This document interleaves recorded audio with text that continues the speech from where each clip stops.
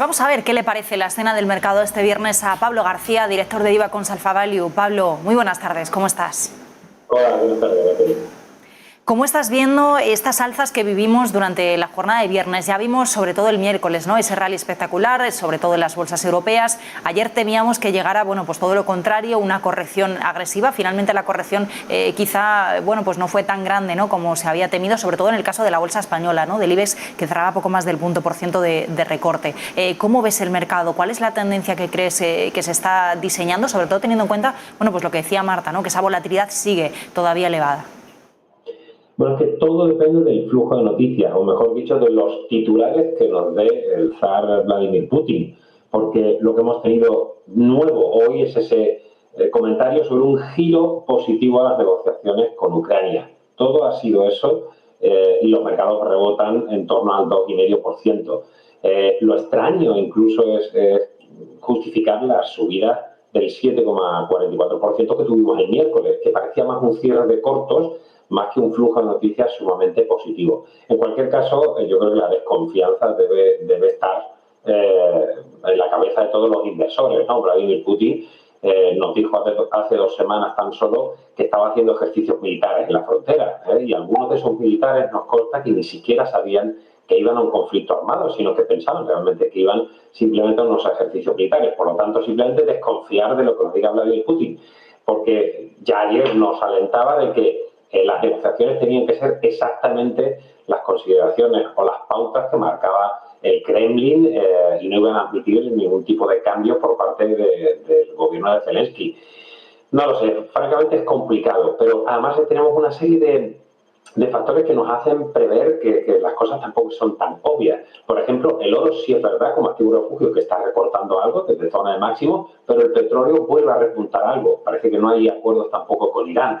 Y sobre todo, Raquel, es los precios de los bonos que al principio de esta crisis bélica habían subido con cierta fuerza como activos refugios, se han dado la vuelta claramente. Es decir, la TIR del boom ha vuelto a niveles pre-conflicto bélico, lo cual es sorprendente. Es decir, ahora mismo tenemos el boom cotizando prácticamente a 0,276%, cuando con la crisis se nos había ido al menos 0,10. Quiero decir esto que el mercado está perdiendo algo de miedo o pensando que el conflicto va a ser muy rápido. Mi pregunta, más que como analista financiero, es incluso pues, pensar, ¿puede haber de verdad una solución para los mercados y para este conflicto que pase porque Putin se mantenga en el poder? Yo personalmente no lo veo. Es decir, creo que las tensiones geopolíticas van a mantenerse muy altas. Ese era un escenario que comentábamos en Negocios Televisión y era mi previsión, que esto va a cambiar claramente el orden mundial, sobre todo a nivel de defensa y de relaciones geopolíticas,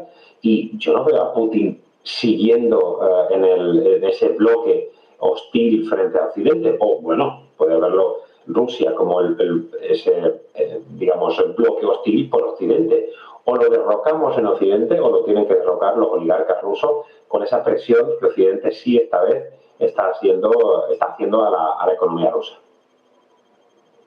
Pablo, como bien indicabas, ahora una de las principales preguntas pasa a por dónde conseguiríamos poner fin a este conflicto en Ucrania, a esta guerra, por dónde pasaría la solución y por el momento los ojos están puestos, por supuesto, en la continuidad de Vladimir Putin. Mientras tanto, seguimos viendo ese éxodo de empresas que tienen presencia en Rusia, empresas extranjeras. Hemos visto cómo grandes compañías estadounidenses, europeas, han ido paralizando sus actividades allí. Por citar algunas de las últimas, por ejemplo, en Wall Street. Ayer conocíamos Goldman Sachs, que era el primero de los bancos de Wall Street en dar ese paso. Hoy se sumaba JP Morgan. Y mientras, la respuesta de Rusia de nacionalizar aquellas empresas extranjeras que están paralizando sus actividades. ¿Cómo estás viendo ahora mismo pues todo este movimiento que se está produciendo y hasta qué punto esta medida que está tomando Rusia podría tener consecuencias para todas estas compañías que hayan tomado esa decisión de abandonar el país?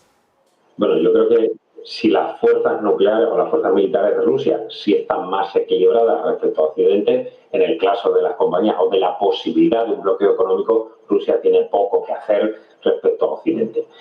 Comentar una cosa, Marta, respecto al tema de la decisión de muchas compañías de dejar de tener relaciones con Rusia, porque algunas está claro que han sido claramente, se han posicionado y han sido pioneras en paralizar las inversiones y las relaciones con los clientes rusos.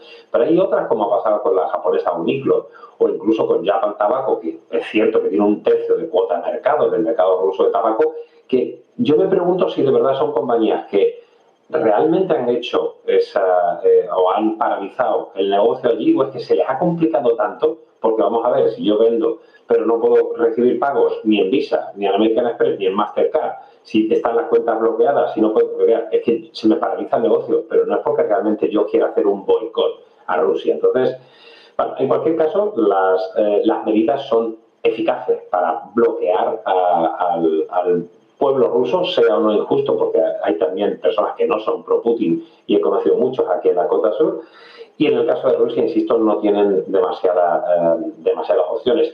Hay otra cosa, ¿no? Otra historia es que los resultados empresariales que hemos conocido hasta ahora han sido bastante buenos, incluso en el cuarto trimestre, con un mes de diciembre, que no olvidemos, porque ya parece que esto nos queda muy lejos, pero Omicron afectó a las cuentas de resultados del mes de diciembre.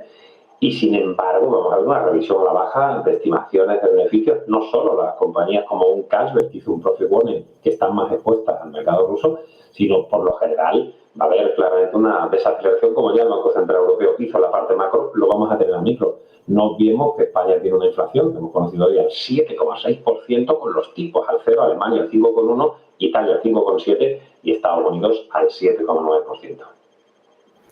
Pablo, en el frente de la inflación, ¿cómo has visto ayer al Banco Central Europeo con ese tono quizá un poquito más hawking, ese adelanto, ¿no?, del fin del programa APP, también con ese volumen de compras que va a ser menor de lo que nos había dicho en diciembre, a pesar de que decía Lagarde ayer de que no estaban acelerando? Bueno, pues ponemos los datos del APP y eso sí que lo vemos claramente. Lo que no queda tan claro, ¿no?, es esa subida de los tipos de interés. Vamos a ver qué pasa, pero mientras tanto tenemos hoy, por ejemplo, esos datos de inflación hoy en España, hemos tenido recientemente los de la Unión Europea, teníamos ayer el dato de inflación de Estados Unidos, ese 7,9%, máximos desde el 82, y la semana que viene tenemos a la FED. Parece que de la FED sí tenemos más clara cuál va a ser la hoja de ruta, ¿no?, de cara al próximo miércoles, pero ¿qué te están pareciendo, bueno, pues esos movimientos de los bancos centrales y qué expectativas tienen?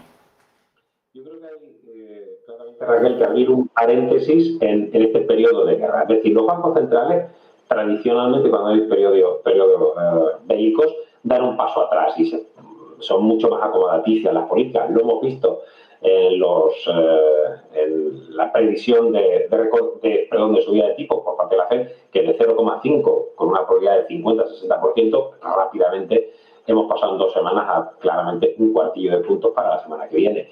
Y en Europa hemos pasado de que el Banco Central, por ejemplo, el presidente del Banco Central de Países Bajos hablaba de una subida de tipos septiembre-octubre y ahora ni siquiera hablamos de subidas de tipos, como la propia Lagarde comentó ayer, para este año o muy finales de este año. Ayer lo que para mí no hubo muchas sorpresas y nadó entre dos tierras, ¿no? Lagarde, como está haciendo desde hace bastante tiempo. Es verdad que anunció el adelanto de tapering al tercer trimestre, está bien, un poco una medida, pero es que, insisto, Raquel, estamos en el 0% de tipos de interés con una inflación que posiblemente se nos vaya en Europa al 6,5%, 7%. Es decir, Estados Unidos ya, como bien apuntado, al 7,9%. El banco... Casos paradigmáticos. Polonia es un país de la Unión Europea, aunque no está en la Unión Monetaria. Polonia ha subido esta semana los tipos al 3,5%. ¿Alguien piensa que la inflación en Polonia no va en línea con la del resto de países de Centro Europa? Es decir, ¿por qué Polonia tiene esos tipos tan elevados? Es decir, yo creo que el miedo a un credit crunch a una crisis crediticia por parte de Christine Lagarde está frenando demasiado lo que por teoría de política monetaria debería hacer. Los tipos reales están tan sumamente negativos, descontando la inflación, que no puedes esperarlo más. Por tanto, el paréntesis de periodo de guerra lo entendemos todos, pero eso es política, no es política monetaria, es pura política. Los tipos tienen que subir de forma indefectible. Es decir, no hay otro camino. Los tipos tienen que subir, el precio del dinero tiene que subir, porque estamos perdiendo competitividad y lo estamos viendo en nuestra divisa, que se ha depreciado de una forma importante, incluso en algún momento perdiendo el 1,10 dólar por euro.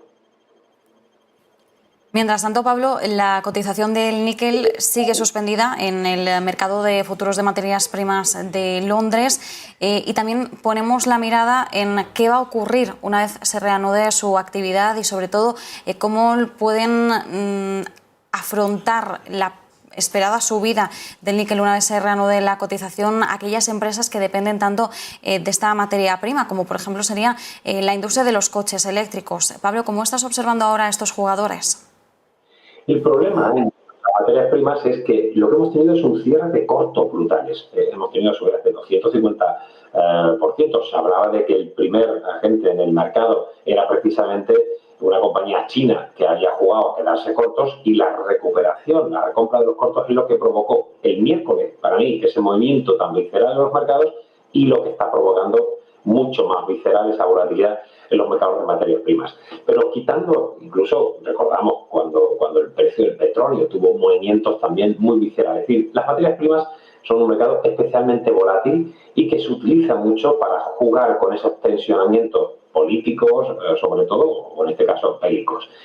¿Qué puede pasar? Bueno, que se cierren los cortos, que haya mucha volatilidad y que los precios se estabilicen. Pero fíjate, si el conflicto bélico se paralizara, las tensiones geopolíticas van a continuar, lo tengo clarísimo, durante mucho tiempo. Es decir, esa guerra fría se va a instaurar, desgraciadamente, en la geopolítica mundial, y eso va a hacer que en el cortísimo plazo puedas tener recortes de los precios, tanto de las hard commodities como de los soft commodities. Es decir, también hemos visto subidas y bajadas, de ayer el 10% de caída en el precio del trigo, ¿no? Pero aunque haya caídas en el corto plazo, si las cosas se tranquilizan un poco, las subidas van a continuar a medio plazo. Tengo claro que esas tensiones no van a desaparecer, porque las tensiones con Rusia respecto al gas, al petróleo, no van a desaparecer, incluso respecto a Ucrania, el granero de Europa. Así que las expectativas para el mercado, insisto, son si hay esa paz que puede atiparse por las palabras del señor Putin, podríamos tener un recorte de los precios, como hemos visto en los precios del crudo recientemente, pero para después volver a un tensionamiento que creo que a medio plazo no vamos a ver los precios del crudo por debajo de $80 el barril, más bien se van a mantener por arriba de $100 el barril, independientemente del corto plazo, con ese focus de noticias muy cortoplacista. Pues Pablo García, como siempre, muchísimas gracias por acompañarnos. Feliz viernes. Un placer.